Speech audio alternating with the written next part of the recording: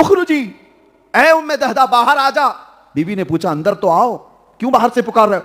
कहा नहीं, ये बागीचा मैंने बेच दिया है, दे दिया है। बीवियां तो आज वावेला मचाएं, हाँ कैसे बेचा है, प्रॉपर्टी कैसे बेचा? पूछा क्या मुझको, एक बार मशवरा किया? वो साहबिया थी, अपने शौहर से कहती है सच में बेच दिया? तो कहा हाँ हाँ बिल्कुल सच में बेच दिया। कहा रुको मैं अपना दुपट्टा ले लूं और बाहर आ जाऊं, इसलिए कि मेरा यकीन है कि मेरा शौहर अच्छा ही नफा कमाया होगा।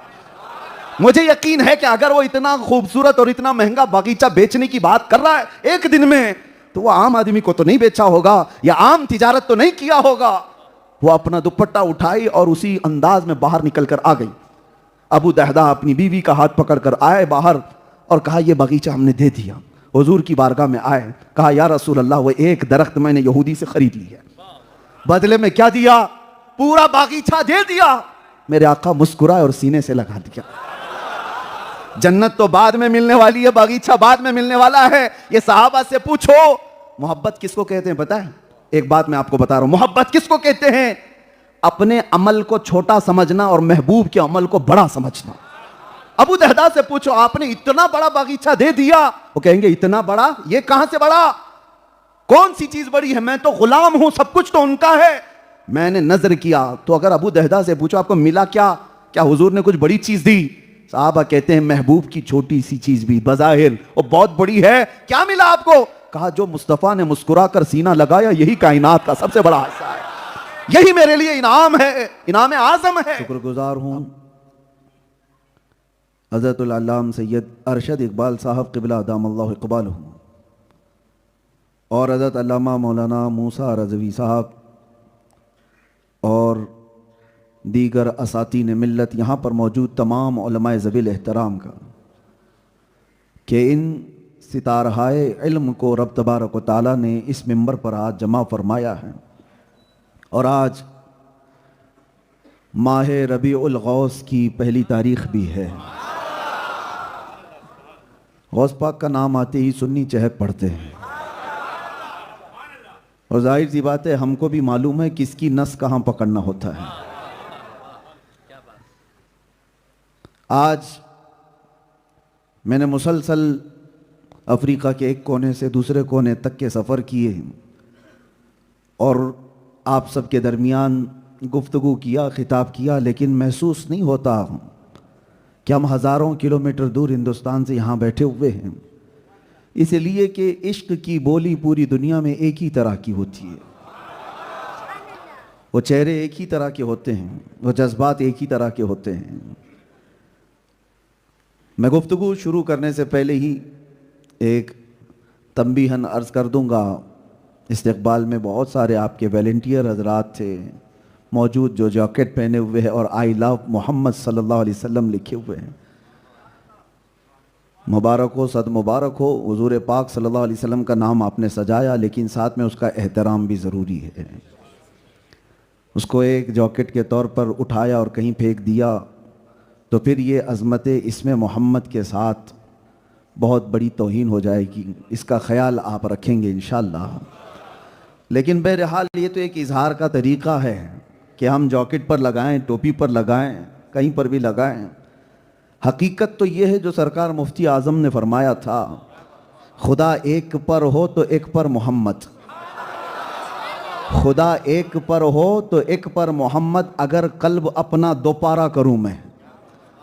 कल्ब दिल को कहते हैं, दो पारा किसको कहते हैं? दो टुकड़े। अगर मेरे दिल के दो टुकड़े कर दो तो फिर एक पर तुम्हें अल्लाह लिखा नज़र आए और एक पर मोहम्मद नज़र आ जाए। ये एक जान क्या है अगर हो करोड़ों, तेरे नाम पे सबको वारा करूं मैं। और ये ज़ुबान कहाँ से मिली थी मुफ्ती आज़म को? वहाँ से मिली थी जहाँ कहने वाला उनका ताजदारे इल्म और ताजदारे फसाहत व बलागत इमाम अहले सुन्नत यूँ फरमाया करता, करूं तेरे नाम पे जां फिदा, न बस एक जां दो जहां फिदा, और दो जहां से भी नहीं जी भरा, करूं क्या करोड़ों जहां नहीं। और ये नस्लन बादा नस्लिन इश्क़ मुस्तफ़ा की खुशबुएँ आज भी बरेली से आती नज़र आती हैं। और यही मुर्शिद गिरामी हुज़ूर ताजुश शरिया रहमतुल्लाहि तआला अलैह भी फरमाते हैं, बुल हवस सुन सीमो ज़र की बंदगी अच्छी नहीं, उनके दर की भीख अच्छी सरवरी अच्छी नहीं। और फिर ये फरमाते हैं कि नबी से हो जो बेगाना उसे दिल से जुदा करते हैं, पिदर मादर बिरादर जानो माल उन पर फिदा करते हैं। यही है ईमान हमारा असल। मेरे अजीज़ों, नबी कौनैन रहमतुल्लिल आलमीन सल्लल्लाहु तआला अलैहि वसल्लम के इस इसमें पाक को आज आप जो सीने से लगाए हैं, हो सकता है बहुत सारे लोगों को इस बात का इल्म हो या कुछ को ना हो। किसी गली में हिंदुस्तान के किसी कीड़े ने छेड़ा था और वो एक छोटे से इलाके की बात थी। क्या आई लव मोहम्मद नहीं लिख सकते, लेकिन उन जालिमों को पता नहीं तुम वहां दबाओगे और ये नाम कहां कहां से उभरेगा।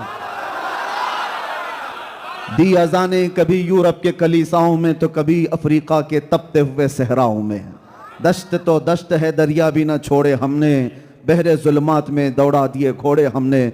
उन्हें हमारी तारीख मालूम नहीं है, हमारे आबा व अजदाद की तारीख ये है, टल न सकते थे जंग में अगर अड़ जाते थे, पांव शेरों के भी मैदान से उखड़ जाते थे, हक से सरकश हुआ कोई तो बिगड़ जाते थे। अरे तेग क्या चीज है, हम तोप से भी लड़ जाते थे। ये जिस तार को दुनिया छेड़ती है उसे अंदाजा नहीं है कि ये कहां तक करंट जाता है। और आप तो देखें, आप हिंदुस्तान की हर गली गली से, बच्चे से लेके जवान, जवान से लेके बूढ़े, बल्कि हर घर के बाहर तख्ती लगी हुई है आई लव सैयदना मोहम्मद सल्लल्लाहु अलैहि वसल्लम। और इतना ही नहीं, फिर दूसरे इलाकों में अगर नज़र उठाएं तो अपने गैर भी मैदान में आए हुए नज़र आते हैं। गैर भी नज़र आते हैं कि हुजूर पाक सल्लल्लाहु अलैहि वसल्लम के नाम पाक पर सिर्फ मुसलमानों का हक थोड़ी ना है। वो ये कहते हैं, वो इजहार करते हैं, और हुजूर के लिए ये नाम लेकर के सामने आने वालों को हमने देखा है। और अब अमेरिका की सरहदों से भी ये बात आगे निकल चुकी है। इसीलिए इकबाल कहता था 100 साल पहले, निकल करके सहरा से जिसने उलट दिया था तख्ते रोमा को। सहरा, अरब का सहरा, डेजर्ट से निकला हुआ वो मोहम्मद अरबी का गुलाम, लेकिन जब निकला था तो रोमन एम्पायर को पलट कर रख दिया था। दिन भर एक खजूर पर गुजारा करने वाले वो सहाबा, पैबंद लगे कपड़े पहनने वाले, पैरों में उनके चप्पल तक ना होती थी, चलने की वजह से उनके नाखून उखड़ जाते थे, लेकिन अरब से चलकर निकले थे। पर्शियन एम्पायर को धूल चटा दिया था, रोमन एम्पायर के सारे किले धांस दिए थे, भस्म कर दिए थे। ये तारीख गवाह है। और इकबाल कहता है, निकल करके सहरा से जिसने उलट दिया था तख्ते रोमा को, सुना है कुदसियों से मैंने कि वो शेर फिर होशियार होगा। सुना है कुदसियों से मैंने कि वो शेर फिर होशियार होगा। और दुनिया यही नहीं चाहती है कि वो शेर कभी दोबारा होशियार हो, लेकिन जब कभी कोई कीड़ा इस तरह की बात करता है तो हजारों मोहम्मद अरबी के शेर दोबारा जिंदा नजर आते हैं। उस नामे पाक को कहां कहां से हटाया जा सकता है, कहां कहां से मिटाया जा सकता है। एक जालिम था 3-4 साल पहले, और वो हमारे इलाके की बात कर रहा हूं। उसने ये सोचा कि मैं अपना दीन बदल लूंगा। था मुसलमान, लेकिन दूसरों की छापलूसी के लिए अपना दीन बदल लिया। मीडिया की हॉट सीट पर आकर बैठना, डिबेट करना और इस्लाम के खिलाफ बोलना, हुजूर पाक की शान में गंदे अल्फाज बोलना, और फिर यहाँ तक कि उसने किताब लिख डाली और कुरान को बदलने की बात कर डाली। मुसलमान नाम का एक आदमी, मैं नाम इसलिए नहीं जिक्र करता कि ये पाक मजलिसें उन नापाकों से ख़राब ना हो, लेकिन सर्च करे तो सबको पता चली जाता है किसके लिए बोल रहे हैं, किसके लिए बोल रहे हैं। इसलिए कि मुझे पता है, मुझे कितने दिन तक इसी बात के लिए तो घुमाया जा रहा था, आपने कुत्ता किसको कहा। मैंने एक शेर कहा था, वो शायद मालूम होगा। अब मैं वो कहता भी नहीं हूं, लेकिन बच्चे पूरा वैसे ही कंप्लीट कर देते हैं। मैं अगर आधी बात करता हूं ना, कुछ देर की खामोशी है, फिर शोर आएगा, वो आगे की बात फिर खुद ही कंप्लीट हो जाती है। यह हमसे पूछा जा रहा था कि किसको कहा, हमने कहा कुत्ते को कुत्ता कहा, लेकिन उनको ये बात पता थी। कहते हैं कि नहीं, हमें पता है आप किसको कह रहे थे। खैर, यहां भी बात मैं आपको ये कह रहा हूं कि जो जालिम राफजी दीन बदलकर मेरे आका के नाम पर कीचड़ उछालने के लिए मीडिया की हॉट सीट पर बैठ करके रोजाना डिबेट करता था और मुसलमानों के दिल जलाता था, आज पूछो उसको जा करके कहां है वो। कशका भी लगाया, धोती भी पहन लिया, बदल लिया और उस कौम की चाटुगिरी करता रहा। 6 महीने के बाद पंडितों ने लात मारकर निकाल दिया, हो गया। ऐसों का हाल यही होता है, धोबी का कुत्ता, ना घर का ना घाट का। ये मुहावरा हमारे यहाँ मशहूर है, आपके यहाँ है या नहीं मालूम नहीं। धोबी होगा तो मालूम होगा आपको। धोबी का कुत्ता, ना घर का ना घाट का, ये मशहूर मुहावरा है। और उन लोगों की मिसाल ऐसी है। और आला हजरत की सुनो तो कहते हैं, या रसूल अल्लाह, जो तेरे दर से यार फिरते हैं, दर बदर यूं ही खार फिरते हैं। जो रसूलुल्लाह के दरबार से मुंह फेर लिया, जिल्लत हर कदम पर उसके साथ होगी, हर कदम पर जिल्लत उसके साथ है। और नबी पाक सल्लल्लाहु ताला अलैहि वसल्लम का वफादार, वो जिस जगह जाता है, जंगलों में भी हमने देखा है हजारों का मजमा आ जाता है। हुजूर पाक का गुलाम जिस इलाके में जाए, रब तबारक व तआला लोगों के दिलों को उसकी तरफ फेर देता है। और एक गुस्ताख है, उंगली उठाता है और जिंदगी भर डर करके जीता है। 4 लोगों में आने की हिम्मत नहीं होती। वजह क्या है? हुजूर की शान में तौहीन करने के बाद आप सबकी तारीख देख लें, फिर लास्ट उनकी मौत तक उन्हें डर करके ही जीना है, खौफ के साथ ही जीना है। लेकिन इश्क की बात करने वाला सर चढ़कर बोलता रहता है। वो हर बाजार में, हर गली में, हर मजमे में आजाद जा सकता है। फैसला कर लो मेरे अजीजों। मैं ये बात कहने के लिए इस वाक़े को छेड़ा कि दुनिया आज से नहीं, 1400 साल से इस बात की कोशिश करती ही आ रही है कि उस नाम को दबाया जाए, उस नाम पर कीचड़ उछाला जाए, उस नाम को खराब अंदाज में लोगों के सामने पेश किया जाए। सारी दुनिया जितनी भी अपनी ताकत इस्तेमाल कर सकती थी कर चुकी। लेकिन मुझे बताओ, हुजूर पाक सल्लल्लाहु ताला अलैहि वसल्लम के शहदाइयों में कहीं कोई कमी आई? इकबाल कहता है, थमता न था किसी से सैले रवा हमारा, कुछ बात तो है कि मिटती नहीं हस्ती हमारी, कुछ बात तो है कि मिटती नहीं हस्ती हमारी, सदियों रहा है दुश्मन दौरे जमा हमारा, और तौहीद की अमानत सीनों में है हमारे, आसान नहीं मिटाना नामो निशा हमारा। यूनानो मिस्र रोमा सब मिट गए जहां से, बाकी मगर है अब तक नामो निशा हमारा। बातिल से डरने वाले है आसमां नहीं है हम, 100 बार कर चुका है तू इम्तिहान हमारा, 100 बार कर चुका है तू इम्तिहान हमारा। आप सबको मैं दावत फिक्र यही देना चाहूंगा, वो एक हस्ती है, वो एक ज़ाते पाक है, जिसके मुतालिक फिर इकबाल की बात सुनो, हमें करनी है शहंशाह बतहा की रजा जोई। वो अपने हो गए तो रहमत परवरदिगार अपनी, इसको उसको क्यों मनाते हुए घूम रहे हो? दुनिया को राजी करने के लिए अपनी जिंदगियां क्यों बर्बाद कर रहे हो? कुरान में रब फरमाता है, अल्लाहु व रसूलुहु अहक्कु अन युर्दू, अल्लाह और उसके रसूल इस बात के ज्यादा हकदार हैं कि उनको राजी किया जाए। अल्लाह को राजी करो, उसके रसूल को राजी करो। दुनिया रूठती है तो रूठे, छूटती है तो छूटे, इसलिए कि दुनिया न तुम्हें सजा दे सकती है, न जजा दे सकती है, न ये रिस्क के दरवाजे खोल सकती है, न रिस्क के दरवाजे बंद कर सकती है। एक दरवाजा अगर दुनिया ने बंद किया तो मौला 70 दरवाजे तुम पर खोल देगा। इस पर हमारा डिपेंड होना जरूरी नहीं है। असबाब अपनी जगह पर, खालिक असबाब पर यकीन रखो। रब्बे जुल जलाल की रजा और उसके रसूल की रजा पर जो बंदा जीता है, फिर थोड़े दिनों की आजमाइश के बाद उसके लिए सारे दरवाजे खोल दिए जाते हैं, तूफानों के रुख मोड़ दिए जाते हैं, पहाड़ों को रास्ते बना दिए जाते हैं, सैलाबों को बदल दिया जाता है, समंदरों को गुलाम मुस्तफ़ा अपना रास्ता बना लिया करता है। अजीजा ने गिरामी वक़ार, पूरी कायनात मुसख्खर कर दी जाती है, शर्त सिर्फ इतनी है, ये आप क्या समझते हो हमें बहुत दौड़ भाग करने से, किसी नेता को राजी करने से कोई सीट मिल जाएगी, 4-5 लाख रुपए मिल जाएंगे, कुछ मिलियंस मिल जाएंगे?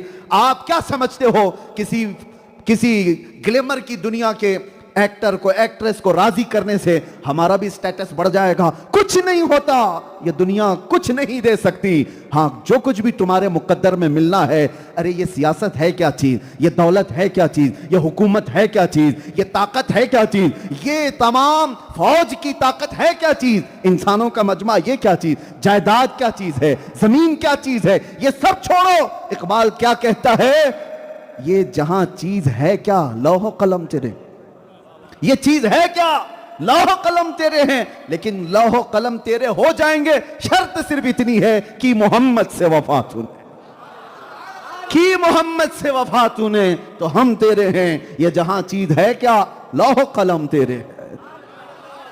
बात यहीं आकर रुकती है, बात यहीं आकर रुकती है। वला तहीनु वला तहज़नु व अंतुमुल अअलाउन इन कुंतुम मुमिनीन। तुम घबराओ मत, परेशान मत हो, तुम सबसे ज्यादा सरबुलंद रहोगे। शर्त यह है कि मुस्तफ़ा के गुलाम बन जाओ, ईमान वाले हो जाओ। ईमान इसी को कहते हैं जब तक के सारी कायनात से ज्यादा मेरे मुस्तफ़ा से मोहब्बत ना करें। यह ईमान का सबसे बड़ा हिस्सा है। इसीलिए मेरे अजीजों, आप ये फिक्र ना करें कि मेरे नबी पाक सल्लल्लाहु ताला अलैहि वसल्लम का नाम कोई कीड़ा मकोड़ा मिटाने की कोशिश कर रहा है। ये तो बरसाती है, मौसम के साथ आते भी हैं और जाते भी। होना में पाक के साथ कुछ नहीं होना है। जिसको रब ने फरमाया वरफ़अना लका ज़िक्रक, सारे कुत्ते मिलकर भौंके तो भी उस नाम पर कुछ असर नहीं होने वाला। तू घटाए से किसी के न घटा है न घटेगा। या रसूल अल्लाह, जब बढ़ाए तुझे अल्लाह ताला तेरा, मिट गए मिटते हैं मिट जाएंगे आदा तेरे, न मिटा है न मिटेगा कभी चर्चा तेरा। और हम सुन्नी क्या कहते हैं, भोंकने वाले भोंकते रहे, रहेगा यूं ही उनका चर्चा रहेगा, रहेगा यूं ही उनका चर्चा रहेगा। पड़े खाक हो जाएं जल जाने वाले, खाक हो जाएं अदू जल कर, मगर हम तो रजा दम में जब तक दम है जिक्र उनका सुनाते जाएंगे। लब्बैक या रसूल अल्लाह, लब्बैक या रसूल अल्लाह। एक वक्त आएगा, एक वक्त आएगा अनकरीब, आप देखोगे हर दरो दीवार और हर गली से एक ही आवाज आएगी, लब्बैक या रसूल अल्लाह। वो आवाज आनी है जो इकबाल ने कहा था, सुना है कुदसियों से मैंने कि वो शेर फिर होशियार होगा। और हमें दिख रहा है इंशाअल्लाह अज़ीज़, हर इलाके का मोहम्मद अरबी का शेर अब बेदार होने वाला है। आपको मैं अपने मुल्क में भी कभी हथियार उठाने वगैरह की बातें नहीं करता, मेरा वो मिशन भी नहीं है। मैंने कभी नहीं कहा अपनी तकरीरों में कि तुम हथियार उठाओ, लेस हो जाओ, तंजीम बनाओ, तहरीक बनाओ। नहीं, हमारा मिशन नहीं। मैं तो एक ब्लेड रखने की भी बात नहीं करता। प्लास्टिक की चाकू भी मिल जाए तो हम टेररिस्ट कहला देते हैं, हम उसकी बात नहीं करते। आपको पता है, तुम हथियार से लेस ना भी हो तो सिर्फ और सिर्फ एक ऐसा हथियार है, वो इश्क़ मुस्तफ़ा का। नबी पाक सल्लल्लाहु ताला अलैहि वसल्लम की मोहब्बत जिसके दिल में भर जाती है, फिर उसे दुनिया की कोई चीज उठाने की जरूरत नहीं। इश्क़ मुस्तफ़ा का जामा जो पहन लेता है, जिस गली से वो गुजरता है, उसके चलने फिरने से ही कई कीड़ों की यूं ही मौत हो जाती। वो गर्मी ऐसी है कि बरसाती कीड़े उसकी गर्मी से ही फौत हो जाते हैं। आपको कुछ करने की जरूरत नहीं। इसीलिए हम जो दावत देते हैं वो ये है कि अगर हुजूर के गुलाम हो कि नहीं, पहले आप बताओ। हाथ मत उठाओ, ये बहुत जिम्मेदारी वाली बात है, क्योंकि हाथ देखे जा रहे हैं। मैं और मौलाना नहीं, जिसके लिए उठा रहे वो जरूर देख रहे हैं। हाथ उठाने से पहले 100 बार सोच लेना। मैं पूछ रहा हूं, उनकी गुलामी पर तुम्हें कोई एतराज है?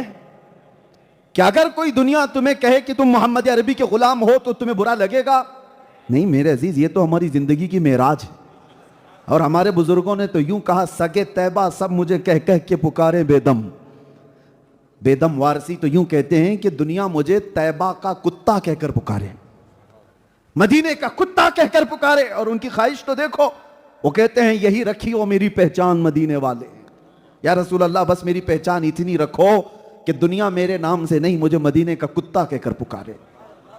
ये तो उनका फख्र था। मैं आपसे पूछता हूं, हुजूर के गुलाम हो और उस गुलामी पर कोई एतराज नहीं, और आपको कभी भी ऐसा फील नहीं होता कि मुझे अजीब लग रहा हो, तो फिर मैं आपसे पूछता हूं, जब उस रसूल की गुलामी पर 2-2 हाथ उठाते हो, गर्दन देने की बात करते हो, तो आ जाओ मेरे अजीजों, हम आपसे गर्दन भी नहीं मांगते, जान भी नहीं मांगते। बस सिर्फ और सिर्फ शक्ल तो बना लो कि मेरे मुस्तफ़ा का गुलाम लगे। शक्ल तो बना लो कि नबी का गुलाम लगे। तुम्हें अगर एतराज नहीं है तो पूरे के पूरे क्यों नहीं बन जाते? आधे क्यों हो? आधे यहूद और नसारा को राजी करना है। दुनिया क्या कहेगी, दुनिया क्या सोचेगी कि ये तो मौलाना जैसा लग रहा है, मौलवी जैसा लग रहा है। और एक बात मैं आपसे पूछता हूं, तुम्हारा अकीदा है कि दुनिया का सबसे हसीन चेहरा आमिना के लाल का था? बहुत जल्दी बेशक कह रहे हो आप, यकीन है कि नहीं है? दुनिया का सबसे हसीन चेहरा किसका है? मेरे मुस्तफ़ा का है, इसमें कोई शक ही नहीं। हसन बिन साबित से पूछो, वो बताएंगे। वह अहसन मिनका लम तरा क़त्तु आइनी। या रसूल अल्लाह आपसे ज्यादा हुस्न वाला मेरी आंखों ने देखा ही नहीं। साहबी रसूल हैं, लेकिन मैं एक कहता हूं कि शायर, देखो वो शायर भी थे, एक मिसरा कहा या रसूल अल्लाह आपसे ज्यादा हसीन मेरी आंखों ने देखा नहीं। तो दिल में हो सकता है ख्याल आया हो, कोई बाद में एतराज कर देता कि हसन तुम तो मक्का मदीने में ही थे, हो सकता है तुमने नहीं देखा, दुनिया में कहीं और होगा। तुम तो ये कह रहे हो ना मेरी आंखों ने नहीं देखा आपसे ज्यादा खूबसूरत, हो सकता है कहीं और होगा, तुम मक्का मदीना और अतराफ ही तो रहे। हसन बिन साबित ने गरज कर दूसरा मिसरा कहा, वाजमलु मिन कलम तलिदिन निसाओ। पहला तो ये कहा था या रसूल अल्लाह आपसे ज्यादा हुस्न वाला मेरी आंखों ने देखा ही नहीं, लेकिन ये एतराज आ सकता था। तो हसन बिन साबित ने कहा नहीं नहीं, देखा नहीं, अलग बात है, पूरी कायनात में किसी माँ ने आपसे ज्यादा हसीन जना ही नहीं, आपसे ज्यादा खूबसूरत किसी माँ ने जना ही नहीं। आप सबका भी अकीदा है इस बात पर कि वो अल्लाह के नबी कायनात के सबसे हसीन चेहरे के मालिक थे। हुस्न यूसुफ पे कटी मिस्र में अंगुश्ते सना, सर कटाते हैं तेरे नाम पे मर्दान अरब। वो यूसुफ अलैहिस्सलाम का हुस्न था जिस पर औरतों ने उंगलियां काट ली थी, और यहां सिर्फ मेरे आका के नाम पर गर्दनें काटने को तैयार। इस बात पर यकीन है या नहीं? मैं बार बार ताकीद से इसलिए पूछ रहा हूं, तो फिर कौल में और अमल में तजाद क्यों? जब तुम्हें यह पता है कि सबसे हसीन चेहरा मेरे आका का था और सबसे हसीन चेहरे पर दाढ़ी थी, तो खूबसूरती का मेयार ही दाढ़ी है, खूबसूरती का मेयार ही दाढ़ी है। और जो ये कहता है कि नहीं मैं हैंडसम लगने के लिए कर रहा हूं, वो झूठा है, वो झूठा है। दुनिया ने उसको जानवर बनाने की कोशिश की है, मुस्तफा का गुलाम नहीं। नबी का जो गुलाम होता है वो बार बार कोशिश करता। अरे मैंने देखा है, मैं एक निकम्मा आदमी, मैं एक छोटा तालिब इल्म, लेकिन मुझसे चाहने वाले, मुझसे मोहब्बत करने वाले कितने बच्चे ऐसे हैं। मैंने देखा है उनको बार बार हर जगह जा करके दुकानों में पूछते हैं, हमको ऐसा अमामा चाहिए जैसा मुफ्ती साहब पहनते, हमको वैसा जुब्बा चाहिए जैसा, ऐसा वो ब्रोचर लगाते वो चाहिए, ऐसी चादर चाहिए वो। मोहब्बत का तकाजा ये है, बार बार बंदा चाहता है कि अपने महबूब की तरह बन के दिखाए।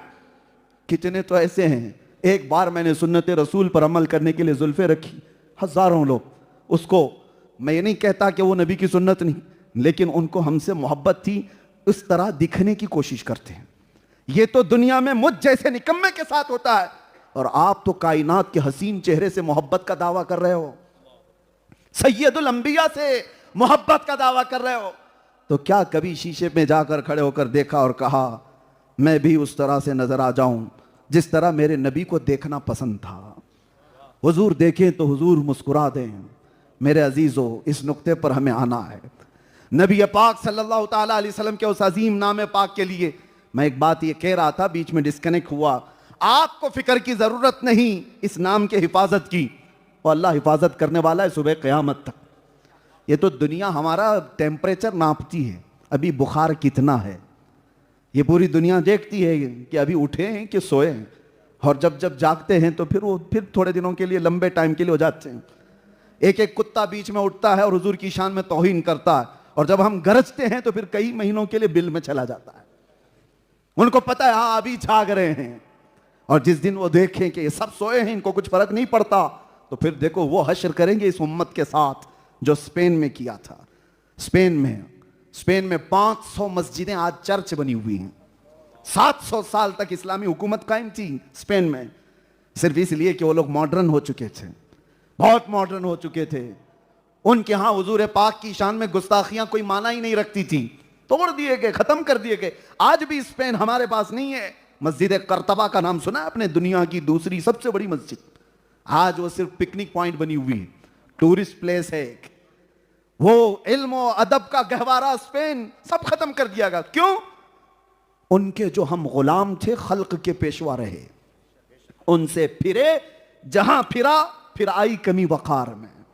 यही है नुक्ता। अगर उस नाम पाक की अजमत के साथ, जैसे आपको मोहब्बत है, आप आई लव मोहम्मद 1000 बार कहें, सीने पे लगाएं, सर पर लगाएं, लेकिन मैं ये चाहता हूं कि मेरे अजीजों अंदर से भी वो आई लव का इजहार हो। आप अगर मोहब्बत करते हैं तो कुछ चीजों को तो छोड़ना होगा, कुछ ख्वाहिशात को तर्क करना होगा। अब मैं अपनी गुफ्तगू पर आता हूं। और मेरे आका सल्लल्लाहु अलैहि वसल्लम से पूछते हैं ईमान किसे कहते हैं? हुजूर फरमाते हैं ला युमिनु अहदुकुम हत्ता यकूना हवाहु तबअन लिमा जिअतु बिही तुम में से उस वक्त तक कोई मोमिन नहीं हो सकता जब तक कि अपनी ख्वाहिशात मेरी मर्जी के मुताबिक ना करे। हुजूर के चाहने के बराबर तुम अपनी ख्वाहिशात को जब तक नहीं करोगे तब तक मोमिन नहीं हो। और ये सहाबा ने अपनी जिंदगी में करके दिखाया है। उनकी अपनी ख्वाहिशात नहीं थी, सब कुर्बान किया था कदम मुस्तफ़ा पर, सब निछावर किया था। अपनी ख्वाहिशात ना आने पाए, अपने जो बहुत सारे जो बनाए हुए उम्मीदें उसको खत्म करो। हुजूर क्या चाहते हैं वो देखो। नबी पाक को कैसा मोमिन पसंद था। और कुर्बानियों की बात करते हैं, आधा घंटा अगर लोग यहाँ बैठ जाएं तो उनको ऐसा लगता है कि हमने कमाल कर दिया है, दीन की बड़ी खिदमत कर दी है। एक जलसा करके या एक प्रोग्राम करके, ये मोहब्बत का तकाजा नहीं है। आपको बताता हूँ, हुजूर पाक सल्लल्लाहु अलैहि वसल्लम के पास एक साहबी आए थे और उनकी शिकायत क्या थी बताए? फजर में वो बहुत जल्दी भागकर चले जाते थे नमाज पढ़कर। साहबा ने उनकी शिकायत की हुजूर की बारगाह में कि बहुत जल्दी नमाज पढ़ करके चले जाते हैं, रुकते भी नहीं। हुजूर ने उनको बुलाया कि क्या बात है? तो उन्होंने क्या जवाब दिया पता है? उनके घर के बगल में एक यहूदी का घर था। उस यहूदी के आंगन में खजूर का एक दरख्त था, उसकी शाखें इनके आंगन में भी आती थी और पक्की खजूरें इनके आंगन में गिर जाती थी। और ये इसलिए दौड़ करके जल्दी चले जाते थे कि मेरे बच्चे उठ जाएंगे तो कहीं उसकी खजूरें उठाकर खा ना लें, मैं खजूरें जमा करके अपने पड़ोसी यहूदी को दे दूँ। ये उनके रोज़ का मसला था। रोज़ का अमानत कैसी थी। यहाँ तो लोग चुरा चुरा करके खाने वाले लोग हैं और उनके घर में गिरी हुई चीज़ें उठाकर देते। हुजूर पाक सल्लल्लाहु ताला अलैहि वसल्लम को इस बात पर बड़ा रहम आया और सहाबा से कहा, जाओ उस यहूदी को बुला लाओ और उस यहूदी से कहो कि वो अपना दरख्त मेरे इस सहाबी को बेच दे दे। उस यहूदी को बुलाया गया कि तू अपना ये दरख्त दे दे इस सहाबी को, कीमत जो चाहे ले ले। उसने कहा मना कर दिया, नहीं मैं नहीं दूंगा। यहां तक के दूसरे सहाबा को मेरे आका ने फरमाया, जो ये एक दरख्त खरीद करके देगा मैं उसे जन्नत में बागीचा दिलाऊंगा। अब सहाबा बस इतनी ही बात थी। अल्लाह अकबर, यकीन कैसा था। सहाबा में दौड़ लग गई कि जाकर यहूदी को मनाए, दे दे तू जो कीमत चाहिए दे दे। लेकिन वो मानने को तैयार नहीं था। मदीने में एक साहबी है हज़रत अबू दहदा, वो बड़े मालदार साहबी थे और उनका बगीचा अवालिया मदीना में, जो बिल्कुल पॉश एरिया आज भी है, अवालिया मदीना की अजवा खजूरें पूरी दुनिया में मशहूर हैं। हुजूर ने पसंद फरमाया अजवा जो खजूर है, अवालिया मदीना। अवालिया मदीना में हज़रत अबू दहदा का बहुत खूबसूरत बागीचा था। पूरे मदीने में क्या, अरब में उनके बागीचे की मिसाल दी जाती थी। बागीचा हो तो अबू दहदा का, इतना हसीन और जमील। उसमें उन्होंने घर भी बनाया, नहर भी बनाई, बहुत खूबसूरत बनाया था। अबू दहदा हुजूर के पास आते हैं, कहते हैं या रसूल अल्लाह, मैं अगर वो यहूदी का दरख्त खरीद करके दे दूं तो मुझे भी है वो बशारत? हुजूर ने फरमाया अबू दहदा तेरे लिए भी। वो गए यहूदी के पास, जा करके उसे पहले पैसों की डील की, नहीं माना। जानते हो अबू दहदा क्या कहते हैं? तुझे पता है मैं कौन हूं? उसने कहा अबू दहदा, कौन नहीं पहचानता तुझे? अबू दहदा ने कहा मेरा बगीचा देखा है? कहा अवालिया मदीना में सबसे महंगा बगीचा। अबू दहदा कहते हैं पूरा बगीचा दे दूंगा, ये एक दरख्त दे दे। पूरा बाग दे दूंगा खजूरों का, ये एक दे दे। वो कहता है पागल हो गए हो, क्या बात कर रहे हो? मेरे आंगन में सूखा हुआ एक दरख्त है, उसकी चंद खजूरें तुम्हारे दोस्त के घर गिरती हैं, इसके लिए तुम इतना महंगा बगीचा दे दोगे? अबू दहदा ने कहा तू वो बात छोड़ दे, मैं सौदा किससे कर रहा हूं तुझे पता नहीं, तुझसे नहीं है ये डील। मैं जिससे सौदा कर रहा हूं मैं जानता हूं मुनाफा किस चीज का नाम है, प्रॉफिट किसको कहते हैं। वो यहूदी कहा अगर तुम सच्ची में ये बात कर रहे हो तो अभी ले लो दरख्त और दे तो मुझे बगीचा। उसी वक्त जो भी था बै व शिरा हो गई, खरीदो फरोख्त हो गई। अबू दहदा ने वहीं पर अपना बगीचा उसके नाम कर दिया। घर वालों को पूछने की भी जरूरत नहीं। आए बगीचे के बाहर खड़े हैं, दरवाजा जो बगीचे का था उसके गेट के बाहर खड़े। उनकी बीवी बागीचे के अंदर घर में आराम कर रही है, नहर भी बहती है, ठंडी हवाएं हैं वहां पर। बाहर से पुकारते हैं अपनी बीवी को, या उम्मत दहदा उखरुजी, ऐ उम्मे दहदा बाहर आ जा। बीवी ने पूछा अंदर तो आओ, क्यों बाहर से पुकार रहे हो? कहा नहीं ये बागीचा मैंने बेच दिया है, दे दिया है। बीवियां तो आज वावेला मचाएं, हाँ कैसे बेचा है, प्रॉपर्टी कैसे बेचा? पूछा क्या मुझको, एक बार मशवरा किया? वो साहबिया थी, अपने शौहर से कहती है सच में बेच दिया?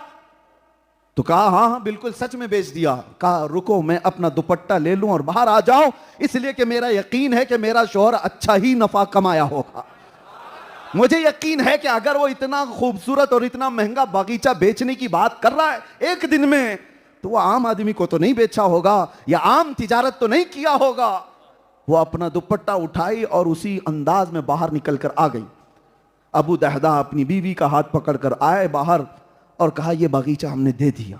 हुजूर की बारगाह में आए, कहा या रसूल अल्लाह वो एक दरख्त मैंने यहूदी से खरीद लिया, बदले में क्या दिया?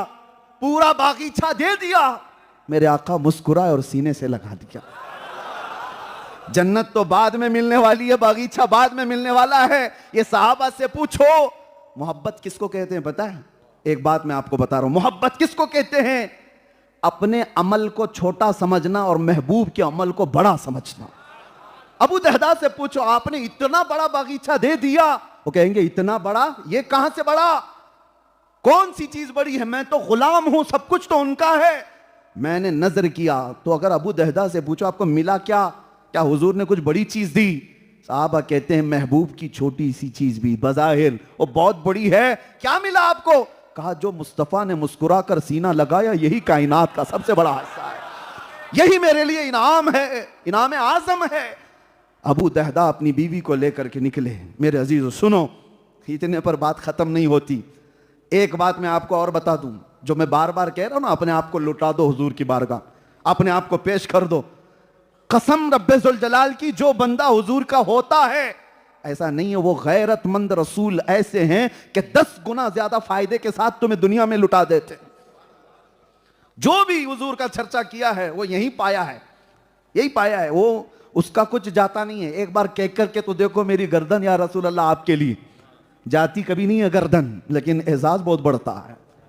तुम्हें मरना थोड़ी ना है अभी, जब वक्त आएगा। लेकिन तुमने अज़्म जो किया, इस हौसले का ही इनाम बहुत बड़ा है। अज़्म भी कर लिया तो। अबू दहदा अपनी बीवी को लेकर निकल पड़े। बारगाह मुस्तफ़ा के एक फरमान पर उन्होंने अपना बगीचा दे दिया। उधर यहूदी अपनी बीवी को आकर कहता है कितने बेवकूफ हैं मुसलमान, कितने बेवकूफ हैं मुसलमान। मेरे घर के सामने दरख्त है, उसकी शाखें बगल के मुसलमान के घर आती हैं, और इस दरख्त के लिए उन्होंने इतना बड़ा बगीचा मेरे नाम पर कर दिया, और मैंने इतना फायदे का सौदा किया है। अपनी बीवी से कहता है कि वो बागीचा तो मेरा है ही, ये दरख्त कहां जाएगा? दरख्त तो मेरा आंगन में है। कैसे बेवकूफ लोग हैं, दरख्त तो यही रहेगा ना, मेरा दरख्त मेरे ही आंगन में रहेगा, बस नाम के लिए खरीदा है उन्होंने। ये रात को कह रहा था वो यहूदी। रात हुई, फजर की नमाज के बाद ये जो सहाबी दौड़े दौड़े भागते थे अपने घर खजूरें चुनने के लिए, वो आज मेरे मुस्तफा के पीछे नमाज पढ़ करके वापस घर आते हैं कि वो पक्की खजूरें गिरी होंगी तो दे दी जाए या फिर जमा कर दी जाए। अल्लाहु अकबर, रिवायात में मिलता है वो सहाबी आकर देखते हैं वो दरख्त यहूदी के आंगन में नहीं, सहाबी के आंगन में मौजूद है। कब निकला कब आया किसी को नहीं पता। यहूदी कह रहा था ये बेवकूफ लोग हैं जो तिजारत करते हैं, उन्हें उससे क्या खबर, इशारे से चांद चीर दिया, छुपे हुए खुर को फेर दिया, गए हुए दिन को असर किया। या रसूल अल्लाह ये ताबो तवा तुम्हारे लिए। वो तो सूरज पलटाने वाले एक दरख्त को उखाड़ कर इधर ना उठाए, उनके हुक्म की ही बात तो है। हुजूर ताजु शरिया बदरु तरीका यही तो फरमाते हैं, भरी जन्नत हिबा कर दें, जहां बानी अता कर दें, भरी जन्नत हिबा कर दें, नबी मुख्तार कुल हैं जिसे जो चाहे अता करते हैं। ये मैं आपको इसलिए अर्ज किया कि उस सहाबी की बात तो देखो, क्या हम में से कोई है जो इस तरह की अपनी ख्वाहिशात को हुजूर के कदमों पर निछावर कर दे? जिससे हम चिपके हुए हैं उससे तो हटना नहीं चाहते। कोई चीज हमारे हिस्से में आ गई, बहुत सारे लोग उलमा इकराम के अदब और उनके एजाज अपनी जगह पर, और साथ ही इनकी मोहब्बतें जो मेरे लिए हैं, अल्लाह उनके हजारों जज़ाएं अता करे। लेकिन एक बात मैं कहता हूं, बहुत सारे लोग आज इस मौजू पर बोलना सिर्फ इसलिए नहीं चाहते कि उनकी गर्दन पर कोई हंटर ना चला दे। ये जालिम हुकूमतें हैं, पता नहीं क्या करेंगी हमारे साथ। हमारे बीवी बच्चे हैं, हमारे घर बार हैं, हमने बहुत खूबसूरत घर बनाया है, जहां वहां यहां प्रॉपर्टी खरीदी है, बैंक में इतने पैसे जमा किए। ये जो कंफर्ट जीने की आदत है ये बुज़दिल बना चुकी है।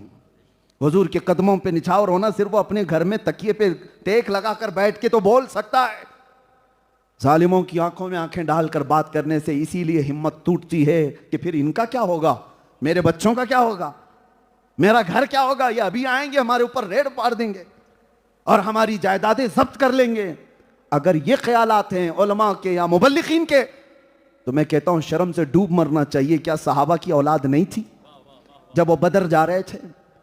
क्या उनकी बीवियां नहीं थी जब वो जंगे उहद में जा रहे थे? मैं तो जानता हूं एक खातून ऐसी मदीने की जंगे उहद में दौड़ती हुई आई थी, उनका जवान बेटा 22 साल का शहीद हुआ था।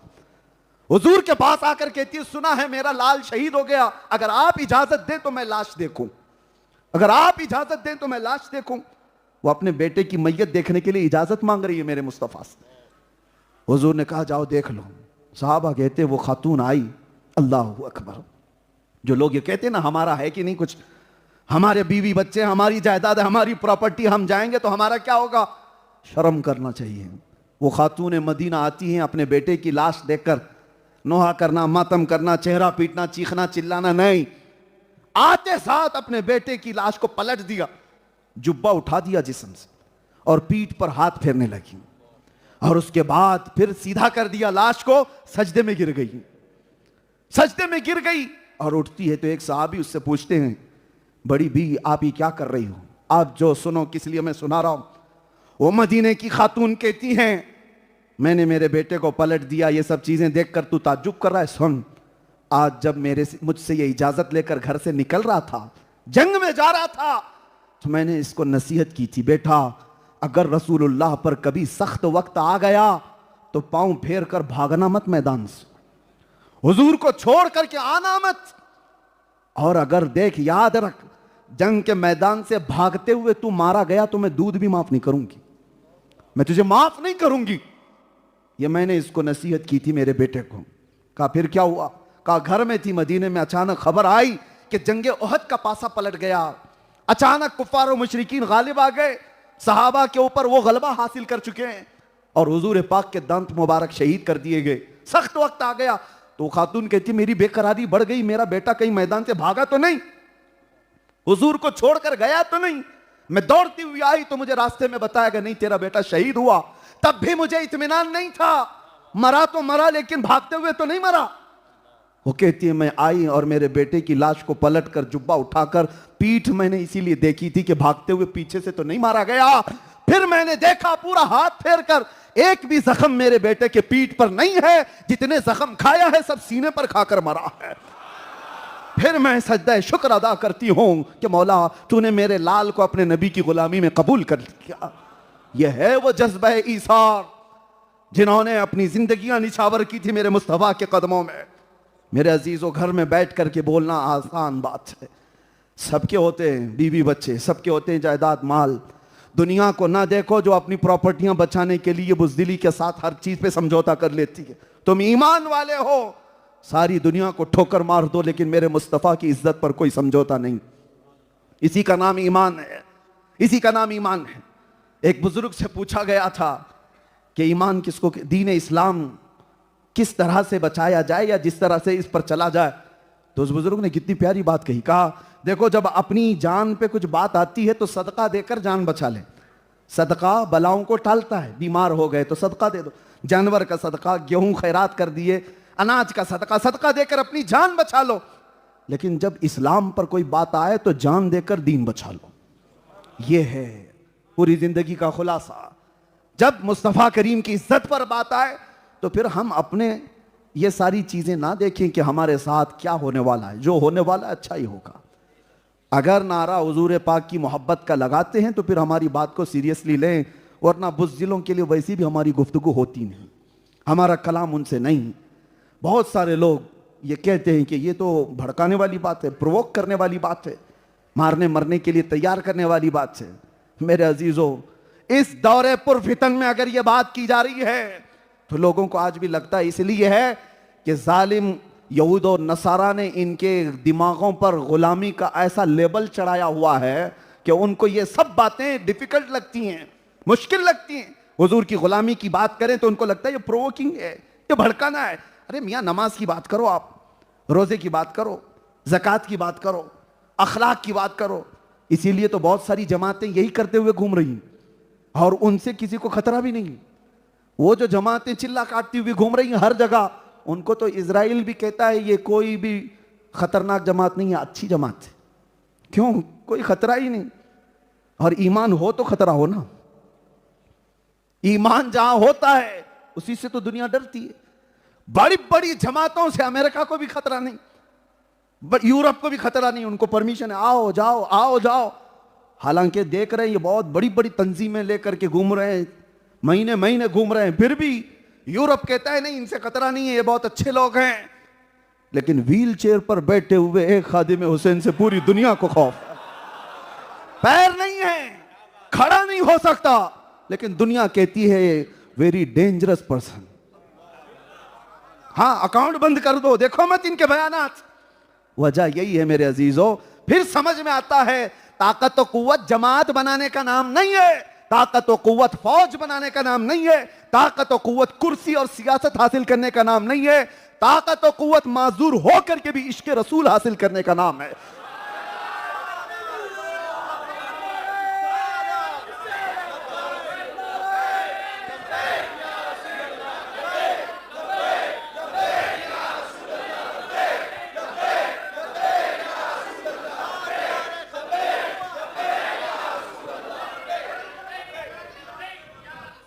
नौजवानों,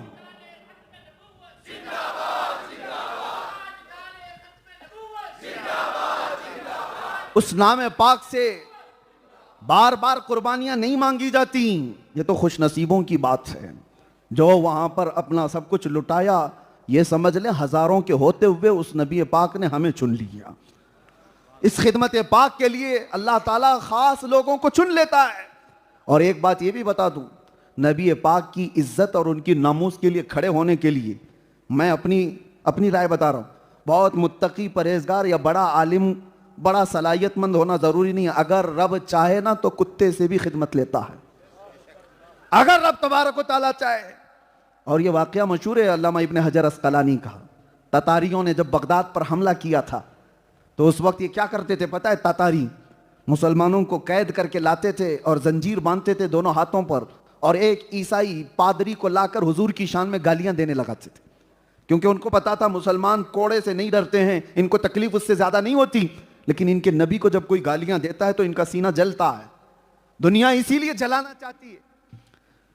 तो अल्लामा इब्न हजर अस्कलानी ने इसको बयान फरमाया कि वो ईसाई पादरी आकर के गालियां देता था। एक बार 300 उलमा जंजीरों में बंधे हुए हैं और मुसलमान कैदी हैं, और लाया गया बादशाह के सामने उस ईसाई को गाली देने के लिए। लेकिन मेरे अजीजों, जब रब तबारक व तआला चाहे, जहां चाहे, जैसे चाहे, अपने नबी के नाम की हिफाजत करता है। उस बादशाह का एक कुत्ता जिसको उसने पाला था, ट्रेंड कुत्ता, आवारा नहीं, पला हुआ, और वो भी बादशाह का, और उसको भी सोने की जंजीर से बांधा जाता था, गोल्डन चेन पहनने वाला कुत्ता, और वो बंधा हुआ था। जैसे ही वो ईसाई पादरी गुस्ताखी करने लगा वो भौंकने लगता था, चिल्लाता था, वो रुकता, फिर जब बोलता कुत्ता फिर चिल्लाता था। लोग ये समझ गए कि ये जब जब नबी पाक की शान में बोलता है कुछ, ये कुत्ता इधर से भौंकने लग जाता है। वो ईसाई पादरी मानने को तैयार नहीं था कि नहीं वो मेरी बात पे थोड़ी ना भौंक रहा है। लोगों ने उससे कहा भी कि ये बादशाह का कुत्ता है, हर एक पे भौंकता नहीं है, सब पता है। ईसाई पादरी फिर कंटिन्यू करने लगा। तारीख में मौजूद है मेरे अजीज, वो कुत्ता जंजीर तोड़ कर निकल आया, पूरे भरे दरबार में ऐसा उछल करके आया और उस ईसाई पादरी के सीने पर चढ़ा, दम जदन में उसको फाड़ करके रख दिया था, खत्म कर दिया।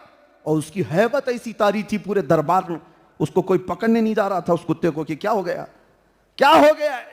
उसकी हैबत तारी थी, दहशत तारी थी उस कुत्ते की। और इस वाक़े को देखने के बाद 10,000 ततारियों ने इस्लाम कबूल किया था। तुम जहां नबी पाक के नाम पर उंगली उठाते हो, रब ताला वहीं से ये सैलाब शुरू फरमाता है, वहीं से ये तूफान उठता है। इसी को इकबाल ने कहा था, हरम को मिल गए पासबां सनम खाने से। रब तबारक व तआला का यह दस्तूर है, निज़ाम है, जहां इस नाम पाक को रोकने की कोशिश की जाती है वहां से सैलाब फिर शुरू होता है। इसलिए मैं कह रहा हूं, अपने आप को पेश करो, बहुत बड़ा मुत्तकी परहेजगार आलिम दीन होना जरूरी नहीं, तुम जज्बे वाले हो। आज से 4 साल पहले मैं ये बात बार बार अपनी तकरीरों में दोहराता हूं, मुंबई में हमारे मुल्क में एक लोमड़ी का बच्चा हुजूर की शान में बार बार गुस्ताखियां कर रहा था, तो बर्दाश्त ना हुआ था, तो हमने एक चैलेंज किया था, आ जाओ आग में। पता होगा दिल्ली में आते हैं, एक बड़ी आग लगाते हैं, तुम भी कूदो मैं भी कूदता हूं। हमने कहा था इसलिए कि जज्बात ऐसे थे कि इनसे डिबेट करके कोई मतलब नहीं, ये तो बातचीत करने के लायक भी नहीं। ये बात मैं क्यों कह रहा हूं? उससे कहा कि आ जाओ, देखें जो बच जाएगा उसका दीन पहचाना जाएगा। ये बात आई गई, मशहूर हो गई, वायरल हो गई हर किसी के पास कि आग में कूदने का चैलेंज किया है मुफ्ती साहब ने। मेरे अजीजों, कोई प्री प्लान चैलेंज नहीं था, ये कोई मनसूबाबंदी के साथ की हुई बात नहीं थी, जज्बात थे हमारे। खैर, लेकिन मैं बता इसलिए रहा हूं ये बात, रमज़ान का महीना था, मुंबई में एक नौजवान मेरे पास आया, और कैसा था, बालों में भी डिज़ाइन है, दाढ़ी में भी डिज़ाइन है, फटी हुई जीन्स है, कान में बाली पहना हुआ, टैटू है पूरे, जो एक आवारा नौजवान होते हैं इस तरह से, बड़ा ही आवारा किस्म का जैसा नशेड़ी होता है दिख रहा था। वो आया, कहा मुफ्ती साहब आपसे कुछ बात करनी है। कहा क्या है बेटा बताओ। कहा सुना है आपने आग में कूदने का किसी को चैलेंज किया है। मैंने कहा तुमको इससे क्या है, क्या कहना चाहते हो। कहा आप जा रहे हैं, सच्ची में आग में कूदने की बात आपने की है। कहा हाँ। कहा मुफ्ती साहब जब आप जाएंगे मुझे ले जाना, आप नहीं मैं कूदूंगा। किसके नाम पर? हुजूर पाक के नाम पर आप कह रहे हैं मैं जाऊंगा सबसे पहले। मैं ऊपर से नीचे तक देखता रहा, शक्ल क्या है, कैसे ये फटी जीन्स वाला, पता नहीं किस तरह के लोगों में रहता है, लेकिन इसके दिल का जज्बा तो देखो। सच बता रहा हूं, उस दिन आंखों में इतने आंसू आए थे मुस्तफा को याद करके कि या रसूल अल्लाह आपकी उम्मत गुनहगार हो गई है, गद्दार नहीं हुई है।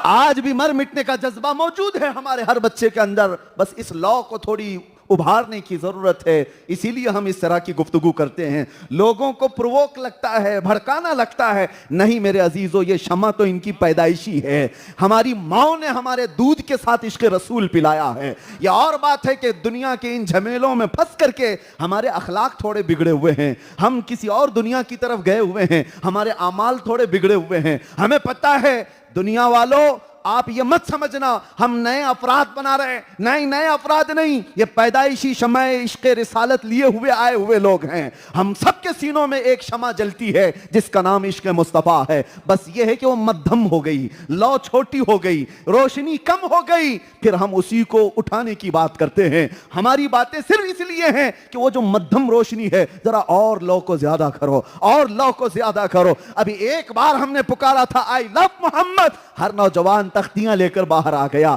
ये क्या तरीका है, ये क्या जरिया है? यही तो हम कह रहे हैं, वो लौ जो चिराग के अंदर मध्यम है हम उसको उठाना चाहते हैं, किसी और को प्रोवोक करना नहीं है हमें। हमारी अपनी अमानत, हमारी अपनी विरासत जो हमारे सीनों में अल्लाह ने हमें पैदाइशी अता किया है, हम उसी को उठाना चाह रहे हैं। लोग पूछेंगे क्यों उसको उठाना चाह रहे हैं, क्यों उसको उठाना चाह रहे हैं? उनको फिर मैं ये बताना चाहता हूं क्योंकि कुल असासा हमारा वही है, कुल हमारी जिंदगी वही है। उसी रोशनी का नाम ही ईमान है, उसी रोशनी का नाम ही हमारा सब कुछ है। इसलिए कि हम ये कहते हैं या रसूल अल्लाह दहन में जुबान तुम्हारे लिए, बदन में है जान तुम्हारे लिए, हम आए यहां तुम्हारे लिए और उठे भी वहां।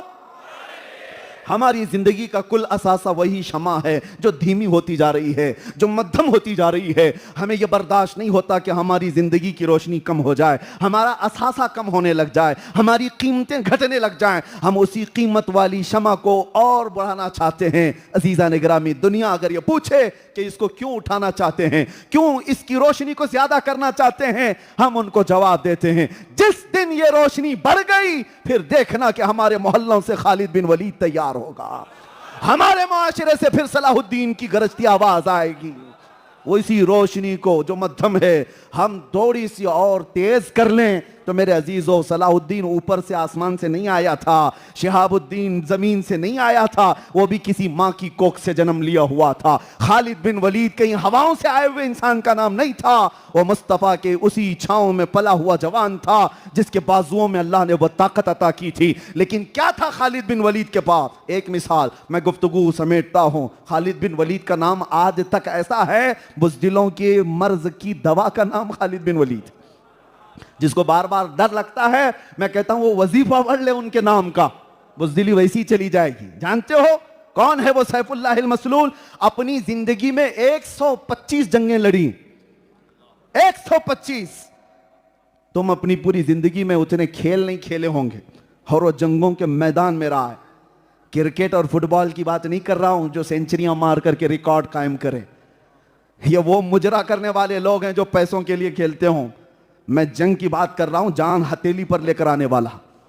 और खालिद बिन वलीद 125 जंगें लड़े हुए उस अजीम सिपह सालार का नाम है। और किस्मत तो देखो खालिद बिन वलीद की, 125 जंगों में एक जंग में भी उनको शिकस्त नहीं हुई।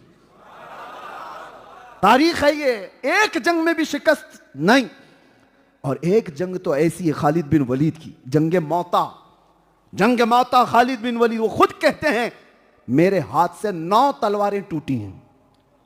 एक तलवार टूटती थी छोड़ देता, दूसरी तलवार उठाता वो टूट जाती, तीसरी तलवार उठाता वो टूट जाती।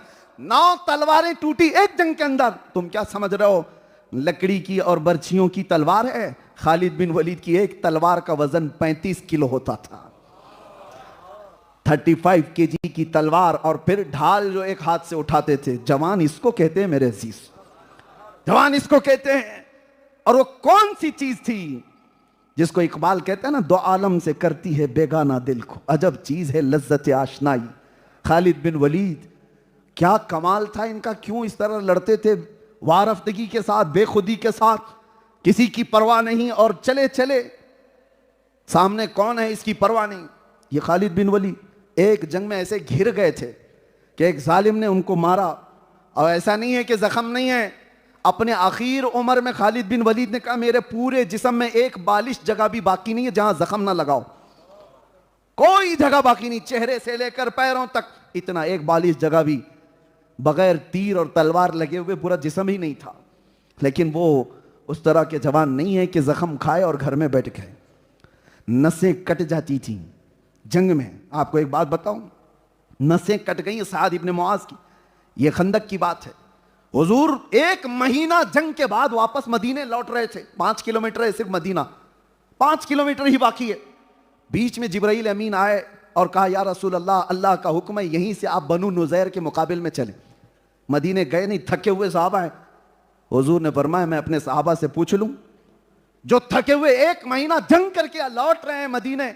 हुजूर ने फरमाया ए साहबा, मेरे साहबा, अल्लाह का हुक्म आया है कि यहीं से हमें बनु नुज़ैर के मुकाबिल में जाना है। जानते हो साहबा ये कहते हैं कि पट्टी कर लें, मरहम कर लें, घर वालों से बात कर लें, बीवी बच्चों को पूछ तो लें, घर में जाकर के हालात देख लें, 1 महीने के बाद लौट रहे हैं।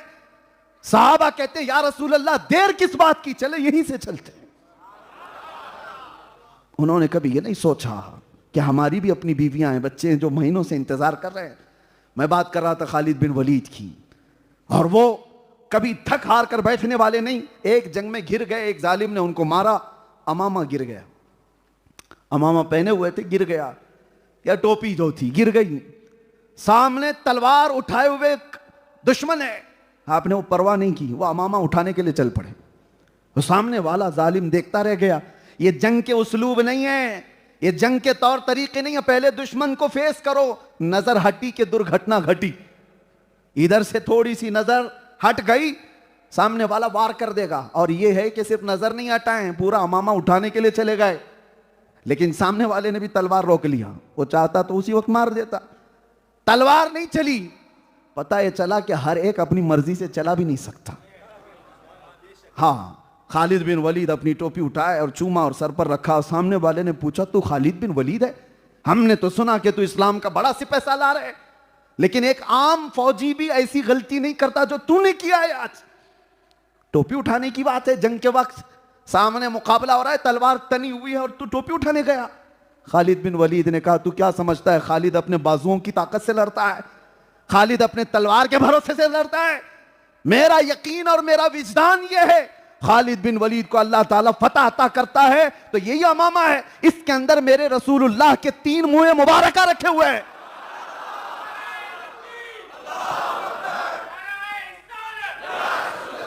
मेरे नबी पाक के बाल मुबारक इसमें रखे हुए हैं, और मेरा यकीन है कि इसी की निस्बत से अल्लाह मुझे फतह अता फरमाता है। यकीन हो तो ऐसा हो कि नबी पाक की अगर निस्बत बाकी है तो हम पूरी दुनिया फतह कर लेंगे। कौन है वो जालिम हमारा मुकाबला करने? आएंगी मुसीबतें तकलीफें, लेकिन मेरे अजीज और रब तबारक व तआला की ताकत और कुव्वत के सामने कोई चीज नहीं है, कोई चीज नहीं है। अगर रब चाहे तो तुम्हें हजारों के मजमे से महफूज उठा लाए, हजारों के मजमे से महफूज उठा लाए। लिहाजा ये कमजोर ईमान छोड़ दो, ये कमजोर अकीदा छोड़ दो। आखिर में एक बात बता देता हूं, जेल के अंदर एक कैदी को मैंने देखा, उसको सब परेशान करते थे। उसके घर वाले कोई मिलने आते नहीं थे उसको, और महीने पागल हो जाता था। जेलर उसको बाप को फोन करके बोलता आ जाओ मिल लो। उसका बाप आता, ये रोता था, बोलता कब मेरी बेल करा रहे हो, मेरी जमानत? बाप कहता इस मंडे को कर दूंगा। सैटरडे मुलाकात होती थी, मंडे को ये हंसते हुए आता था और बोलता था मेरी मंडे बेल है, बेल है। मंडे गया, ट्यूसडे गया, फिर हफ्ता भी चला जाता, महीना भी चला जाता, उसका बाप आता ही नहीं था। फिर महीने के बाद ये फिर पागल होता, फिर उसका बाप आता, फिर ये पूछता कब है बेल? वो कहता इस मंडे को रख रहा हूं। ऐसे 3-4 बार हो गया था, 6 महीने उसके गुजर गए थे। एक बार वो अपने बाप से मिल के आ रहा था और वो अभी आया भी नहीं था, सारे कैदियों ने उसको वैसी पुकार के बोला कि इस मंडे है ना तेरी बेल, क्योंकि वही जवाब हर बार मिलता था। उसके दिल पे बात लग गई। कभी किसी ऐसे को छेड़ो ना तो फिर बात कुछ और ही हो जाती। उसको जब कैदियों ने ये छेड़ा कि इस मंडे है ना तेरी, और ठट्टा मार के सब हंसे, तो रोया और कहा, उसका जुमला याद आता है मुझे। वो एक आम आदमी था, पागल था, थोड़ा सनकी था, लेकिन जुमला याद आता है। सबको पुकार करके उसने कहा था देखो, वो गाली दे करके उसने कहा था तुम लोग मेरी इस बेबसी पे रो रहे हो, अल्लाह ने अभी मेरा निकलना लिखा नहीं है। उसने लिखा नहीं है, जिस दिन वो लिखेगा तुम्हारा बाप मिलकर के भी मुझे अंदर नहीं रोक सकेगा, पूरी हुकूमत मिलकर भी मुझे नहीं बिठा सकेगी। इतना पावरफुल जुमला था उसका। उसने कहा अल्लाह ने अभी लिखा नहीं है, और जिस दिन वो लिखेगा पूरी हुकूमत मिलकर मुझे अंदर नहीं बिठा सकेगी। इतना कहा था। सच बात बता रहा हूं, उसी मंडे को उसकी बेल भी हुई थी, निकल के गया भी था। ये हो सकता है एक आम सी बात हो, लेकिन कुछ बातें ऐसी हैं जो हमें अंदर से हिला देती हैं। यकीन हो तो ऐसा यकीन हो, हमारी जिंदगियों में कुछ नहीं होगा मेरे अजीजों। खालिक कायनात पर ऐसा भरोसा रखो, सारी ताकतें मिलकर तुम्हारा बाल बेका नहीं करेंगी जब तक रब ना चाहे। और अगर अल्लाह चाह ले तो फिर मच्छर से भी तुम्हारी मौत हो सकती है। अल्लाह अगर चाह ले तो चूंटी से भी मर सकते हो, और अगर ना चाहे तो प्लेन क्रैश में भी बच सकते हो। अगर अल्लाह ताला मौत ना लिखे तो बड़े बड़े हादसों से भी वो मौला हिफाजत से निकाल लेगा। इसीलिए मौत और हयात के डर में जीने का मतलब ईमान नहीं है। अब आओ इस बात पर अज़्म करके हम अपनी गुफ्तगू को ख़त्म करते हैं। मेरी पूरी गुफ्तगू का खुलासा ये है, लुब्बे लुबाब ये है, दुनिया जब जब तुम्हारी इस नस को पकड़ने की कोशिश करे या तुम्हें किसी और तरीके से खरीदने की कोशिश करे, ये तुम्हारे साथ होगा। नौजवानों के साथ दुनिया ने एक ऐसा जाल बिछाया है इंटरनेट का। नेट किसको कहते हैं आपको तो पता है, इंग्लिश वाले लोग हैं, नेट जाल को ही कहते हैं। ये जाल ही है जिसमें सबको फंसाया जाता है। फेसबुक पे तुम 24 घंटे लगे रहो, इंस्टा पे लगे रहो, सोशल मीडिया पर लगे रहो, उन अनजानों के साथ जिनको तुम पहचानते भी नहीं, रात भर की चैटिंग। और वो नौजवान बच्चे जो पबजी में अपनी जिंदगियां बर्बाद किए हुए पता नहीं किसके साथ खेल रहे हैं, जिंदगियां बर्बाद होती मैंने देखा है। ये सोशल मीडिया हो या इंटरनेट का जाल हो, तुम्हें फंसा करके रखा गया है। ये खरीदने के सारे सामान है। पहले दुनिया कैसे खरीदती थी, लड़कियां भेज करके।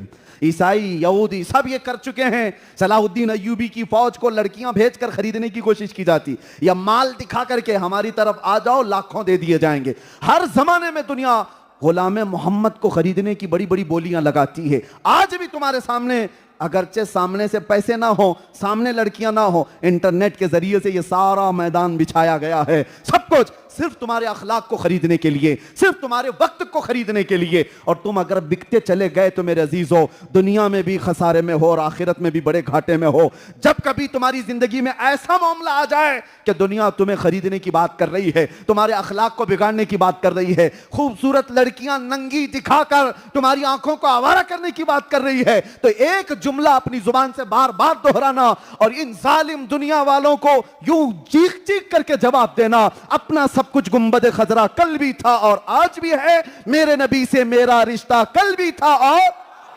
और बतला दो गुस्ताखे नबी को गैरत सुन्नी जिंदा है, उन पे मर मिटने का जज्बा कल भी था और लब्बैक या रसूल अल्लाह, लब्बैक या रसूल अल्लाह। सिंपल सा फंडा है, बगैर प्रेशर के अगर जीना है आपको, बगैर दबाव के जीना है और कामयाबी से दुनिया से जाना है, एक इलाज सुनना है आपको, मेरा नहीं बरेली के इमाम का, मेरा नहीं फार्मूला बरेली के इमाम का। अगर बगैर प्रेशर के, बगैर दबाव के, बगैर टेंशन के जीना है और आसानी से जाना है, एक ही फार्मूला है, उन्हें जाना, उन्हें माना, ना रखा गैर से काम। लिल्लाहिल हम्द, मैं दुनिया से मुसलमान गया, आज ले उनकी पनाह, आज मदद मांगो उनसे, कल ना मानेंगे क़यामत में अगर मान गया।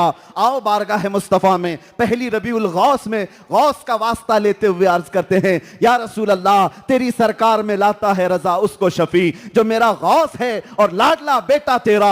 आका, आपकी उम्मत चाहती क्या है आपसे? सिर्फ इतनी तमन्ना है, चमक तुझसे पाते हैं सब पाने वाले। मेरा दिल भी चमका दे, मेरा दिल भी चमका दे, मेरा दिल भी चमका दे, चमकाने वाले मैं मुजरिम हूं आका, मुझे साथ ले लो कि रस्ते में है जा बजा थाने वाले।